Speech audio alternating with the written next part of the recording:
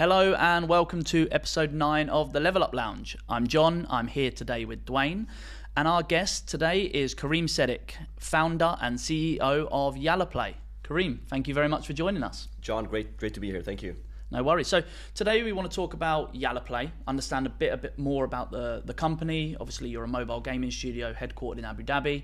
So we'll talk about that, but I wanted to understand a little bit about your journey and how you've ended up running a game studio in Abu Dhabi when you come from a good engineering background in the US. So would you mind just giving us a bit of an introduction as to how that will really come about? Yes, absolutely. So it's a bit of a wild journey, a lot of plot twists. But you're right, my background was in engineering. So I worked at Dell Computers for several years, building architectures. During these years, I was seconded at Microsoft, Facebook, Amazon, then Dropbox, and working on their like Microsoft Azure, Microsoft Xbox Live, Dropbox storage solutions, Amazon AWS. So a lot of these high scalability architectures I was involved with. So it was a crazy journey in the States. I was based out of Austin, Texas. And at that point in time, I had a passion for building very highly scalable things. And I was a gamer by heart, at passion, like I guess most of us here.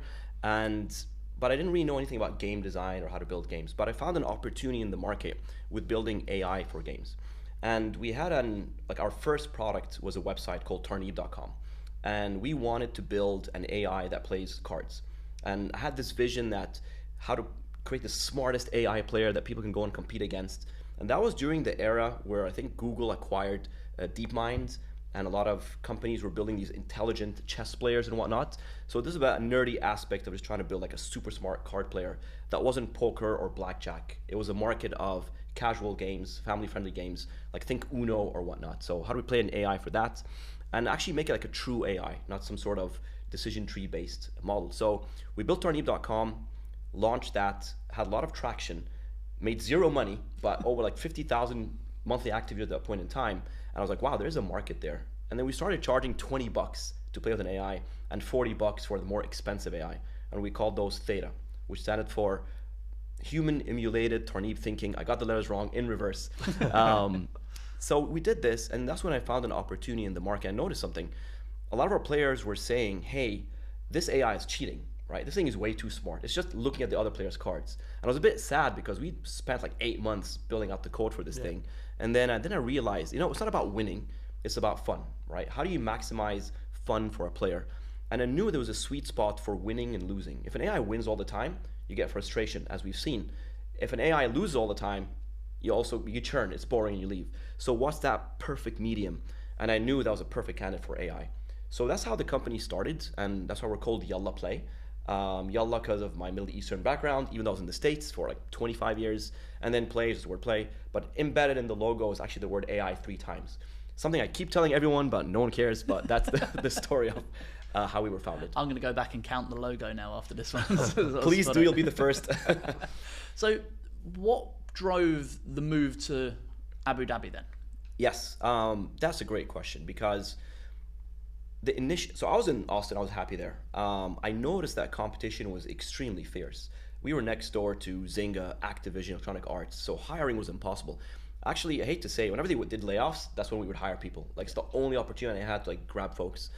And but that was one aspect. But the second thing is I actually was born and raised in Abu Dhabi. And I had to come back for a family emergency, and I found myself here for a couple of months and taking care of family. And during that time, Abu Dhabi Gaming was getting set up. And I had some talks with them, and then I realized a lot of the challenges that I had in the US are actually opportunities over here. So a lot of people want to move to the UAE. It's an attractive place to live and build families. So hiring was relatively easy for us here compared to the US, where I'm just competing with these big companies. So that was one opportunity. Another opportunity was funding. I'll talk about funding in a little bit, but fundraising here is actually a bit easier as well because you kind of stand out here if you're doing something great. So we just found opportunities, and finally the cost structure didn't make sense. So salaries here are relatively on the higher end, but I'm coming from the US, so I think doesn't apply to me, but maybe other studios. However, with government support, we realized, hey, we can actually level out the playing field. So it just ticked a lot of boxes. But I have to admit, it was a 70% business decision and a 30% personal decision. I'll be honest, I love living here. It's a cool city. Austin is great, but I couldn't see myself there long term. So just being the founder of the company, I figured, okay, at some point you almost have to guide where your heart wants to take you. So honestly, the stars lined up and we found ourselves here. That makes perfect sense. So I was going to say, what age did you leave and go to the US? I was 15 years old. Okay. So I got accepted to college relatively early. I never finished high school really. I was doing these side exams, IGCSE exams, and I got accepted to college. I'm like, cool, I'm out. So I went there, and I thought I was going to be there for 4 years for college, but landed a job, things happened. Next thing you know, I'm there for like 25 years. So it's been a long time. And how did you find Abu Dhabi had changed in that time? Now, obviously, we're going completely a little bit off topic here, but that's a long time to be away from Abu Dhabi and in a country that advances so quickly. So what was it like when you came back? I'm so glad you asked this, because Abu Dhabi back then was the Dubai, if you will, right? It was sort of very buzzing, very active, a lot of business happening there. It was sort of like the royal city, you have a lot of massive villas, a lot of royalty in there. So it was a really cool place to be, and it was also very, very empty in a nice way. I remember we used to play soccer in the streets, like set up 2 stones, and we're like in the middle of the main highway, I'm just like putting some stones and playing soccer. So it was a very different place, but it was a beautiful place, and it still is. And then I come back 20 years later, and it's like skyscrapers, super advanced, super high tech, everything's cutting edge. And I was like, wow, I mean, they really did a good job bringing it to where it is today. I mean, Austin in that same time frame, maybe a Google office opened or a few things happened, a couple of high rises. Not a lot changed. Not a lot changed, right? But then you come here, it's like, oh my God, they're living on light speed. And that was part of the personal part, which is like, I want to be where you have the fastest advancements in tech, not necessarily where the greatest tech exists, because I'm not sure that's here yet, but it's like the fastest pace of movement and adoption in tech. Well, you'll be able to look out your office window soon and see the Sphere, which is obviously on its way to Abu Dhabi as well, which shows from playing football in the streets to what they're going to have in a period of time. It's absolutely crazy. Absolutely. On the office piece, we landed a really cool office in the Creative Hub with AD Gaming. And I, whenever investors are coming through, and I was like, guys, we're not paying for all of this. So, because our office is really cool. So we have motion capture studios, sound recording booths, 2 of these. Our view is phenomenal. I have a view of the Formula 1 racetrack on one side, and then the sea on the other side. When I was in Austin, we were in a basement, barely able to afford downtown office rent. I mean, it's a different universe. It's like the classic American startup sort of thing. Rags to riches. And I feel here it's like from riches to riches, but that's a different story. But yeah, office space and facilities are cool, and obviously also helps with hiring and morale, etc. with the team. What are the kind of unique, I don't want to say challenges, but what are the kind of unique hurdles, so to speak, that you have found over here in terms of building a gaming studio? So I think I have, luckily, just because of my background, I might have a leg up in the market, but I think if you ask the question generally, if a studio is coming from Europe or the US, starting brand new, there's a few challenges. I think fundraising in general, or doing business, is slightly different. The culture is different. It's very relationship based. It's a bit slower process, a bit, I need to like you and trust you. There's a bit of that, don't get me wrong, in the Western culture, but here's a bit more kind of elongated. So that's one of the challenges. Things are a bit slower. I mean, setting up a bank account here took us like 4 months. And that's with there's something called Wasta, with me knowing people, calling them up. In the US, it's 24 hours. You walk in there and you have a bank account. Right? It's very simple. So I think things like this, which I don't think are detrimental to running a gaming business per se, but there's something you have to kind of keep in mind. Because if you're here for 4 months and if you have no bank account, you're really unable to properly do business, that could be a challenge. We were lucky because we had our US entity, everything was set up, so it didn't really affect us that much. I'm like, hey guys, take all your time. So relationship building, setting up bank procedures. When we were here, gaming license was brand new. So there was no thing as a gaming license when you're setting up your entity. So we were one of the first trying to, I think we were a media license and we switched to gaming, something like that. So some of these are important. On more operational things, we're at a stage of the company where we're able to take on debt. Getting debt here is very difficult because lenders don't really know what gaming business or gaming model is. I have to explain that we're a SaaS model in some sorts, but that requires a learning curve. And I think that's the general trend of everything. Gaming is super new here, that you're just gonna have to find yourself explaining a lot of things. You're almost like a mentor to the people you're trying to do business with. But once that clicks and once the relationship is built, I think it's smooth sailing after that. Are there any other cultural differences that you can think of between the US and the region as well? I could write a book about that. Quite a broad question to be fair. Yeah. Yes, absolutely there is. The thing is my mentality, because I've been in the US forever. Yeah. And this place is a bit westernized. Like everyone speaks English, for example. So I think the transition isn't that bad. It's just that in the context of business, it really comes down to that personal relationship of the person you're trying to do business with. Sometimes that's like a no issue, right? Like you're doing business with somebody from the UK. All right, everything I said, forget about it. But if you're doing something, business with somebody who's local from the Middle East with a bit more Arabic roots, then maybe it's a different approach to things as well. Ramadan is an interesting one. It's the holy month of Ramadan. So everything changes during that month. You have to change, everything has to change. The pace is slower. It's not a bad thing, but it's a kind of a time of relax, a time of zen. So don't push business during that time and plan for that. So it's like this calendar month, it's coming up, which shifts throughout the year. But during that month, us as a business, in the team, we're planning for, okay, this is going to be a slow month for us. So stuff like this, you have to sort of, I guess, used to. Be aware of as well, yeah. As well. Okay. And in terms of, I guess, people that are going to be moving over here to kind of make that move as well, what would you say to them in terms of the biggest opportunities that you could find over here? So on the personal side of things, which I think is important, it's just a great place to live. It's super safe. I mean, that's for us. I mean, for me personally, it's like the number one thing that living in Texas, I can appreciate. So you can leave your phone outside, you can drop your wallet on the street, you'll find it next day. It's just like miraculous how safe it is over here.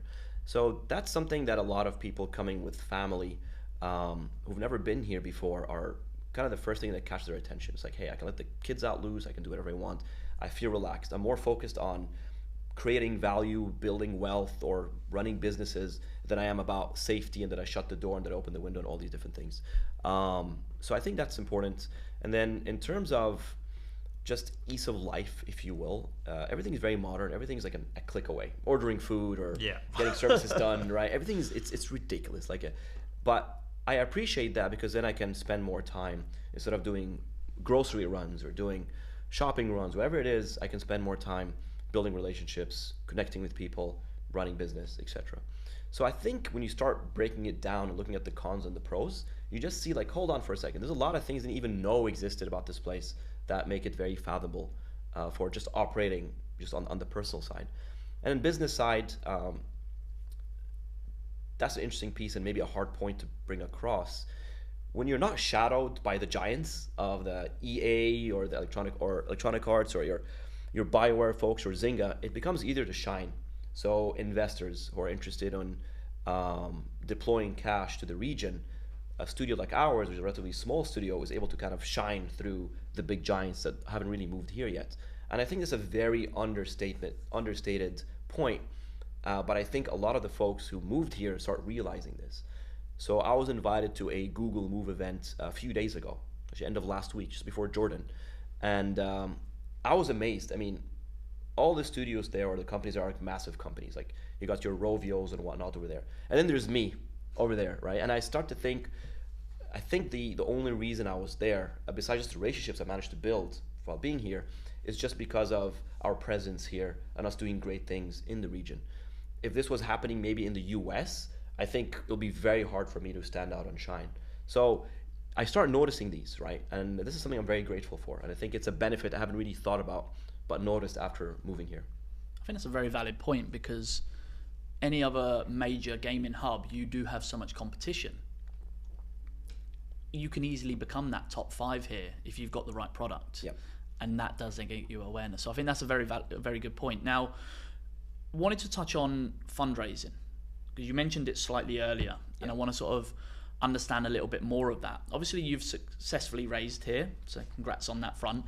But what I wanted to understand is any key takeaways or challenges that you found in that journey that others that are maybe looking to come to the region or already here at the moment, things that could support them or things that you were like, I wasn't expecting that, as an example. So I think the number one thing is most of the VCs I've spoken to here were probably their first gaming investment. And it comes from a place of, hey, Kareem, we're interested in gaming, right? Because we see all the news, we see it's a growing market, we see all the metrics, but we don't really know the investment strategy, we don't even know the risk profile, we don't know anything about gaming. So we want to invest in you, but can you please teach us first, right? So I think that's the most important hurdle to come across. And I think that adds a bit of a burden, if you will, or a learning curve on folks who are trying to raise funds, founders or whatnot. But I think it's a necessary evil, if that makes sense. Because it's also an opportunity. Because in a way, depending on how you pitch the story or explain to them the story, also improves your chances of creating that relationship with them, which hopefully ultimately leads to a deal. So the first challenge is just explaining gaming.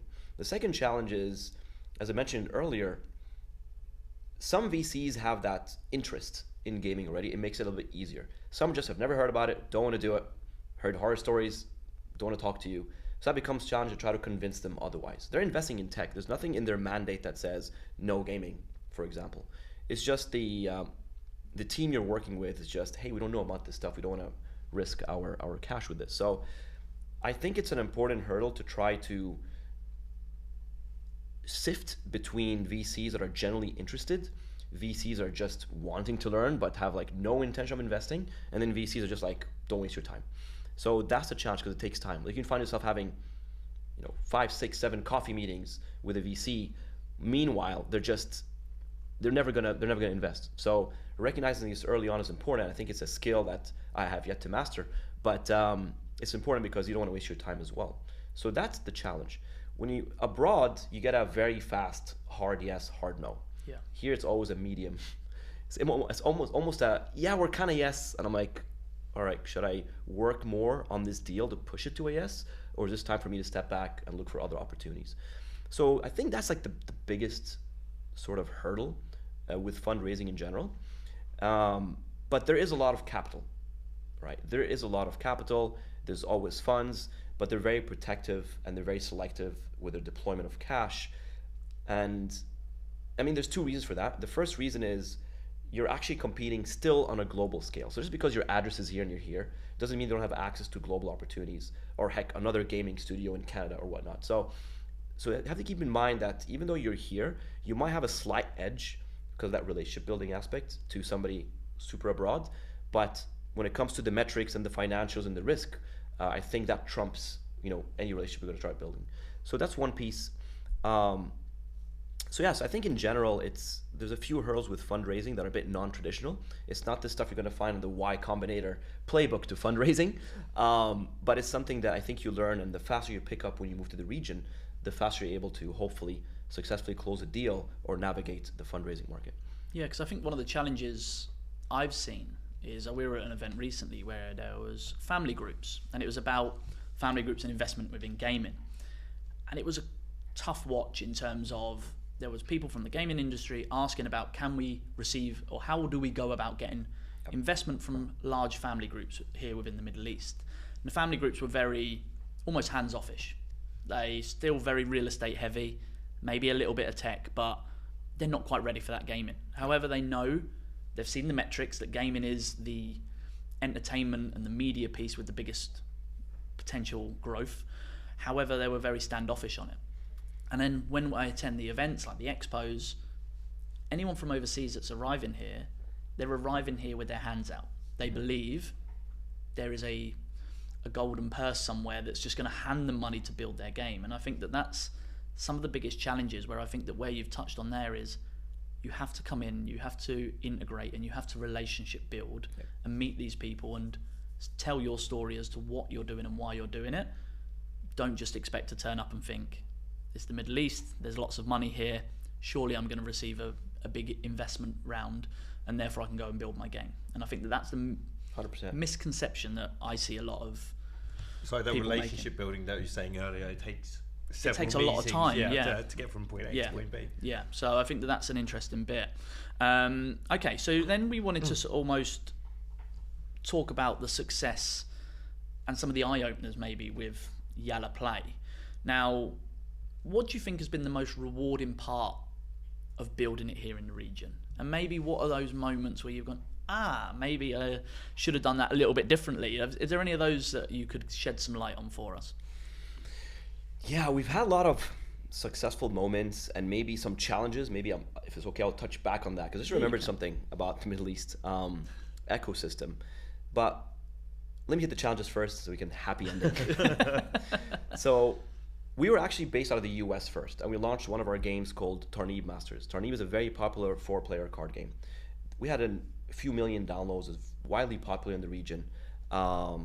We had a deal with Samsung, so if you bought any TV around 2008, 2019, it was pre-installed our game, so you can play Tarneeb, and it's a multiplayer game. So we had a pretty significant brand, over 500,000 followers on Facebook, so that was doing quite well.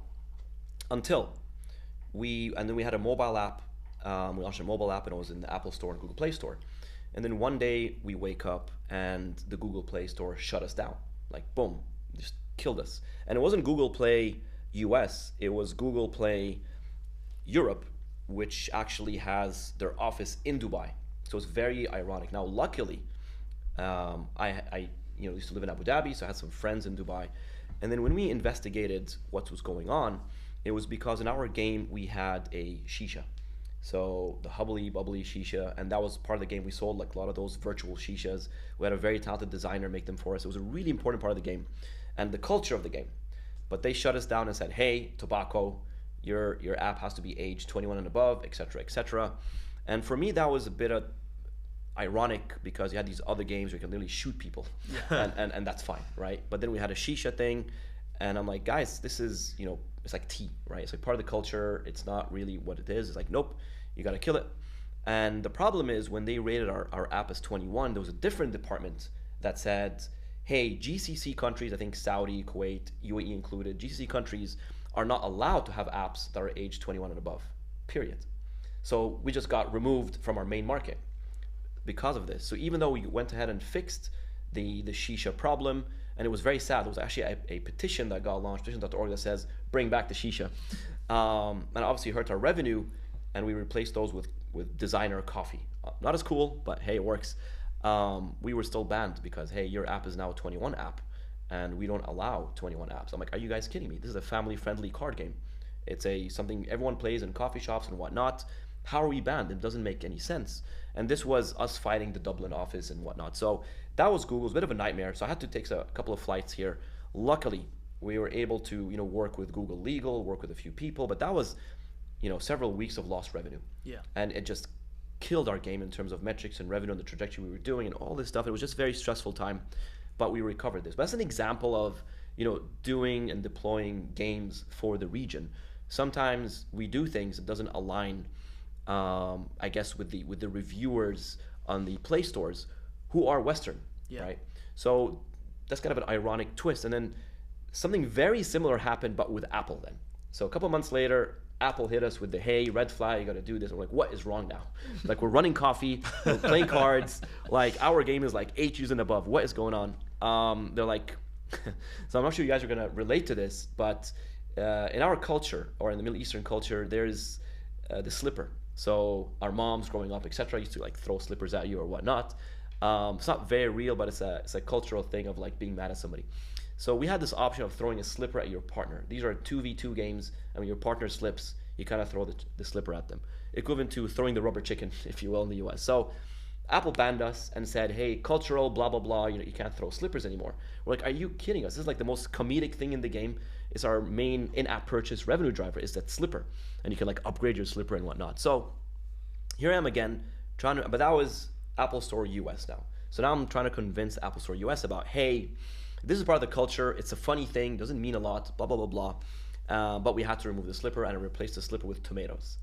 Petition.org is a petition. I think it's still there. Hey, please bring back the slippers by our fans and our users, because they were frustrated as to why we're sort of succumbing to the forces, if you will. Again, that's years ago, so I'm sure things changed since then. But again, it's just ironic for me. It's like I said, you have this other game, you can shoot people, grow zombies, do all this stuff, and we're throwing slippers at each other, and that's somehow triggering something somewhere. So those are some things to keep in mind if you're deploying a cultural game for the region, is that you have other forces to deal with. And I almost forgot your question now, but it was almost about the most rewarding parts of building YallaPlay, not the challenges. I forgot the rewards. Yeah, so many challenges. But on the rewards, to be honest, we had a lot of wins throughout the way. So when we deployed Tarneeb, the brand just scaled pretty fast in the region. And we built our engine, which we called CorePlay, and CorePlay allows us to deploy these games that are super social, super interconnected, very high meta loop, very high monetization, AI-driven games and deploy a lot of them at extremely low efficient cost without having to have massive teams. So we deployed Tarnib and it worked, and we were lucky. I think we were super lucky because I think it's rare for like to get a 1 out of 1 success with your first game. So then we launched a second game, which is called Spades Masters. At this point in time, we had moved to the region, and we launched Spades Masters.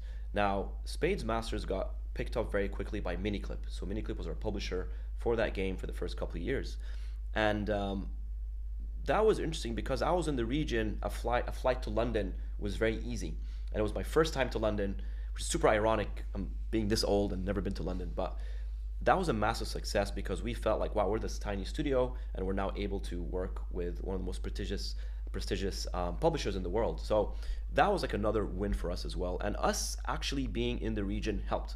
It helped with us standing out, right? Because they're looking for strong studios and they don't really care where you're at in the world. As a matter of fact, I think if we were in the US, it would not have worked out because our cost structure, the deal would not went through with our cost structure there. So for me, it's like, thank you, universe. Thank you everything for lining up the dots and making things work the way they did.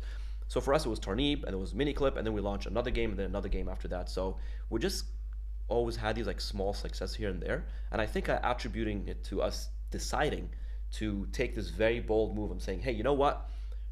Things are super challenging in the US. We're fighting against the grain. We're fighting against these big giants. Let's just try something new, and then everything starts kind of working in place as well. Perfect. So I've got one more question, and I know Dwayne's got a couple of questions around sort of YallaPlay as well. But based on what we've discussed there, for any new founders that are looking to enter the region, obviously there's a lot of hype at the moment. You've got Abu Dhabi Gaming, you've got the residency or the visa in Dubai here, and there's a lot of noise, especially with what's happening in Riyadh as well, with esports and everything else around it with the PIF. What one piece of advice would you give to founders of game studios that are looking to enter this region? So I think do some research before booking the flight tickets and coming here, because the information about what to do when you get here is not going to be readily available for you. You have to kind of build some connection. You need a bit of an in to the market. There is no, if there's a one-stop place, it would be your Abu Dhabi Gaming, right? Book a meeting with them and they'll explain everything. And that's when sort of like your first seed that will germinate and kind of expose everything. So I think the one point of advice is do a bit of research before coming here. And if you do find yourself landing here, go speak to the folks at Abu Dhabi Gaming first. Just because they're kind of first in the market. There's a lot of other great opportunities here, but they're just first in the market and they're very well established. And they have over 40 studios now here. So it's just a very good starting point to what do I do next? Yeah. Okay. And what about you guys as well, YallaPlay? Tell us about your the company, the mission, the projects. What makes you guys stand out? Yes. So as I mentioned before, I didn't enter this business from a typical gaming sort of career. So we approach this from a very engineering standpoint, if you will. So I forgot to mention we have operations in Brazil as well. Our CTO is Brazilian, and we met in the US, and it was a perfect sort of marriage because it was the exact same time zone, Brazil and Texas. So, but he's also used to be ex-CTO at a company called Fleety, which was competing with Uber. So he also comes from a massive tech background of how to build highly scalable systems. So with that being said, our approach was, and I talk about this a lot, I never really believed, or at least it works, but I'm not a fan of the hit-based driven model of gaming business. The idea of like shelling out several million on a team to try to go build a hit game and either makes it or breaks it. If it breaks it, it's fine, do it again. I was a bit against that model. I just felt like it's way too way too risky. So we wanted to build a model that allowed us to build evergreen games that are on the market for eternity. So de-risk the core loop. So that lended itself to us building card games. But we thought, okay, how do we add our secret sauce to monetizing these card games, which are family-friendly, non-gambling based card games? But how do we monetize them as much as your poker games, your blackjacks and whatnot, but in a family-friendly sort of way? So that was really the mission. And to achieve that mission, we found sort of like this market opportunity. And surprisingly, in our lifetime, there's been a lot of exits in that space as well. So a lot of money has been made in that space. And we thought, okay, cool, for us to go tackle the globe and go build these super fun multiplayer real-time card games, When I say card, it's a loose requirement. It could be a board game, could be an Uno. How do we hyperscale? We built our own engine called CorePlay. And that was the part I was excited about, because CorePlay allows to deploy these games with full feature sets. Features that will take you like 2-3 years of production.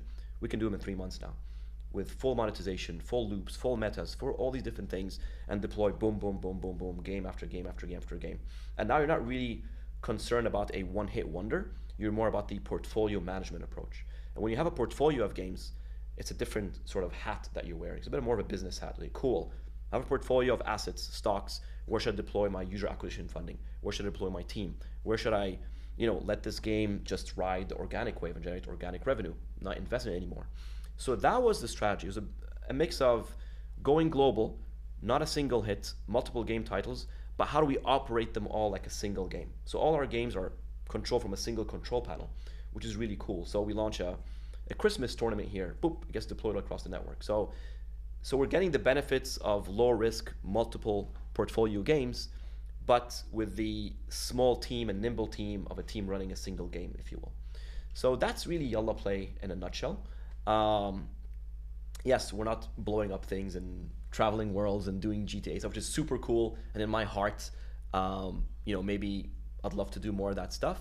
But in the terms of business and trying to survive and grow and create equity in this market, we found a very, very unique sort of opportunity in the space.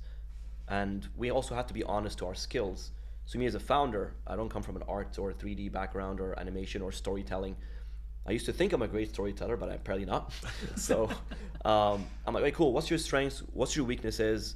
All right, remove all these things and just everything lined up in the space we're in. So that's a bit of the ethos of our company and our mission in general. Build more of these family, real-time multiplayer games. I think it makes sense. Obviously, you come from that business and technology background, so hone in on those skills, because it's a competitive market. Yeah. Like you say, you go and try and build that hit, invest all that funds, time, and it flops. What do you do then? A lot of studios then fold up and call it a day, and they'll go and start something else. So having that business model for like longevity, I think makes perfect sense. And look, proof's in the pudding so far. Absolutely. Touch wood. Yeah. It's Thank you. worked very Thanks well a lot. for you. So Thanks a lot. Appreciate that. So I just want to move on to kind of our last segment of the show. I'm a little conscious on time, but we wanted to sort of understand, because you mentioned earlier in the show about that love for gaming, which is what almost created that pivot from being in big tech to going and founding a studio. So what was the first console that you ever owned? I was going to say fell in love with, but what was the first one that you ever owned? I've had them all. I've been lucky. I got the Atari. That was the first one. Single button, pixel art, like literally pixel art, like 16 pixels on the whole screen, Pong and whatnot. So I really start from the very, very beginning. So I remember it was the Atari, and then it was the Sega. I was addicted to Sonic the Hedgehog on Sega. I think we all went through that Sega addiction, the Sonic addiction. And I remember the frustration where you could not save. You couldn't save. So we used to sit like 2-3 hours, try to get as far as we can, and then we just die because you hit like a thing and you lost the rings, and it was fun times. And then there was this era, I remember, there was a Spinneys back in Abu Dhabi, right down, and they had the first Nintendo 64 console. And they had that like just in one of the aisles, and it was all locked up in metal and whatnot. I remember those days. Yeah, right? Yeah. And I used to go there, just me and my brother, hang out, playing. Can't remember what games they had on there, but it was always like a different game that they stuck in the console. We just play that. Like every day we're hanging out at Spinneys. My parents were like, what's wrong with these kids? What are they doing at Spinneys? So then PC started coming out. I remember we were building our very first PCs. We had modem. I remember this game, Duke Nukem 3D. Yeah. Oh my God. We had a friend of mine in high school. He was just the best in Duke Nukem. Nobody can defeat him. And he was so good. He would elegantly like defeat you. Like there was this kind of a hack where if you press K, like you can enable something called record on. If you press K, your screen shifts to what he's seeing. Okay. So it was a little like insider hack, and we used to turn that on just for him to like make fun of me. So basically I'll be shooting, like camping somewhere, about to like rocket him, and then he says press K, and I press K, and I see him like right behind me with a pistol to my head. I was like, boop. So there was a Duke Nukem era, but then I think my biggest addiction till today is the Red Alert series. So Command and Conquer, Tiberian Sun, Red Alert. We were just honestly almost escaped from school just to stay home and network LAN, 1v1 back then over the modem, play games. So that's kind of like the beginnings of gaming. I was just really addicted into it, and I didn't really understand why. I didn't know. I was like, what made me quit school? Not sorry, quit school, but just like, you know, be excited to go home to play games. When I start reflecting on this now, I think I know why. But that was the beginnings of games for me. Perfect. What's your favorite game in the last decade? Like, is Red Alert in the last decade, or is that? Oh, that's gonna be well before. Yeah. There was a game called Red Faction. I remember I used to play open world, and me and my brother just kind of enjoyed that game so much. So I keep mentioning my brother because he's a massive gamer, and we were in Texas. He had his own house, and he had like a gaming room, like this setup. And I used to call that the time machine, because it was just this massive room with no windows, intentionally, projector, all the consoles you can think of. It's like all your PlayStations, all your Xboxes, Nintendo Switches, just like everything he just got. And you go in there and you don't know what time it is. Like you go in there like 4 p.m, you come out like it's either 8 p.m. or it's 1 in the morning. You have no idea. You just get lost in time. But we used to play a lot of Red Faction, a lot of open world type of games. I think they were just fun to just try to optimize. Obviously, I went through the Modern Warfares and whatnot, and all the big franchises, played them all. But I think it was this Red Faction that not a lot of people heard about. But that's the one I just like was super addicted to. Just blowing up stuff was fun, I guess. Are you playing anything at the moment? You know, yeah. I started to reflect on this because I've just been so busy. Past 3-4 years, it's just been insane. That now I play and it's like for work. Yeah. So I play games to study them, look at their mechanics, all the games, and we're a mobile gaming company, so now I don't have time for console and PC. Except when I visit my brother, I'm like, hey man, what's the latest and greatest? You know, give me some dopamine. But mostly mobile games right now. And it's like, maybe that's what sucks about it, is that when you play a game in your genre, you're thinking hat is on, your game. Once you kind of learn the nuts and bolts of something, you look at it a little bit differently. Exactly. Yeah. Exactly. Okay. I play music. I used to play music, and I remember I used to like compose music. I had a drum machine, synthesizers, keyboards. I play keyboard now, but now when I hear music, I'm always thinking about, okay, the beat they're using, the machines they're using, like, so it kind of took the fun out of it.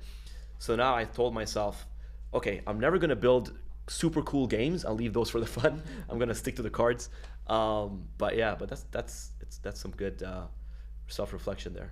Yeah. Interesting. And then, is there a game that you're thinking, although I'm not playing much at the moment, when that comes out, I need to get my hands on it? So I've been a big fan of, like in general, like I mentioned, the first-person shooter, Modern Warfare games. So I'm always looking forward to the next release. I don't know why that became like my clock, the next release of the Modern Warfare series. I know it's a very super commercial game, everyone plays it, etc. But for me, it's like, I'm looking forward to this. I know it's going to be great. I want to see what the studio did differently, etc., etc., etc. So that's really it. It's the annual release of that. Have you picked up the new one yet? Nope. No? I'm waiting for my brother. It's on my list. I do need to pick it up at some point. Yeah. But I think all my the guys that I was playing Warzone with, they don't update them and play the new ones anymore. So it's like I'm going solo online with that. And mind you, it's the campaign mode I'm looking forward to. I'm not even like playing the multiplayer. Oh, really? Yeah, just the campaign. It's the story. It's the, I don't know. I just feel like maybe they're not using the best in class graphics or the best, but there's definitely, it's sort of a benchmark for me. So where the industry's at in terms of fidelity and how far you can push those consoles. That's what I feel like what those guys created. Yeah, interesting. You know what, you're getting something that's like pushing the boundaries. Exactly. And I think even if giving it a go on the Pro, now the Pro's out, the PS5 Pro, yeah, I think that would be even the elevated realism. more. The realism, it's just it's pretty cool. Yeah. Well, Kareem, we've come to the end of the show. It's been an absolute pleasure having you with us today, and enjoyed talking to you. Insightful. Yeah, thank you so much, guys. Super awesome speaking with you, and thanks for all the questions. Really enjoyed the time here. And all the best with YallaPlay going forward as well. So, Likewise. Thank you. thank you very much for tuning in and joining us today. We hope you enjoyed the show, and we'll catch you again next time.